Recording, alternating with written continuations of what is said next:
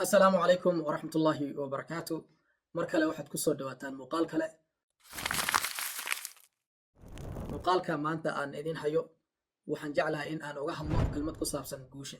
Waxaa jirta aragti magaceeda la yiraahdo self determination theory. Waa aragti psychological ah.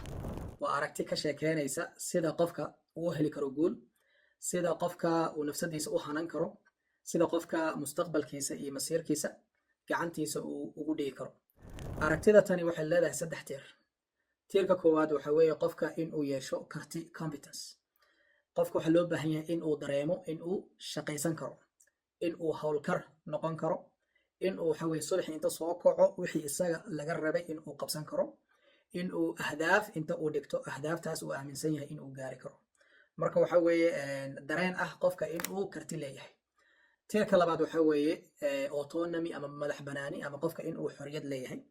Qofka waxa loo baahan yahay in uu xaalad xor ah uu ku jiro, xaalad qof kale uusan waxba ku qasbi karin, isaga xaalad uu isdiri karo, waqtiga uu rabo iyo sida uu u rabo uu shaqaysan karo. Xorriyadaas qofka marka uu leeyahay waxa uu gaari karaa guul, nafsadiisa ayuu hanan karaa, sidoo kalena mustaqbalkiisa iyo masiirkiisa waa uu ka shaqaysan karaa. Tiirka saddexaad waxa weeye relatedness. Qofka waxa loo baahan yahay in uu ku dhex jiro dad uu jecel yahay, isagana markaas jecel.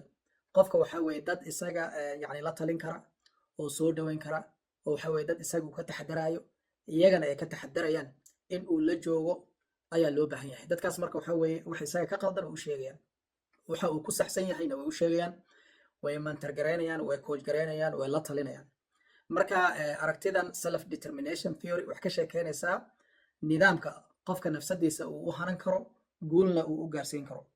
waxaa jira xadiid nabiga sallallahu alayhi wasallam uu noo sheegayo oo uu leeyahay qofka mu'minka ah ee qawiga ah ayaa ka khayr badan qofka mu'minka ee daciifka ah. Labaduba waxay leeyihiin khayr.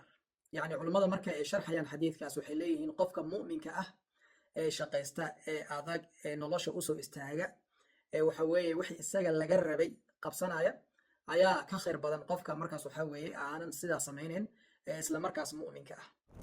النبي صلى الله عليه وسلم حديثك وحديث غير وحي وليه احرص على ما ينفعك وحد كدد شاء وحاديك أنفعيا واستعن بالله إلهينا كالمو ويديسو وعاوتان ويديسو ولا تعجز هنا عاجز. يعني حديثك وحي النوش هيجا فورمولا يدنا لو جاري كروجوشة أدونك يجوشة آخرة.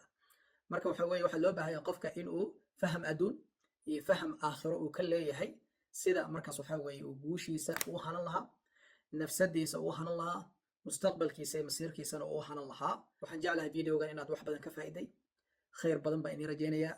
Videogan sii gudbiya dadka kale la wadaaga. Wixii su'aal ama falanqeyna waa xaggeena. Wassalaamu calaykum waraxmatullaahi wabarakaatuh.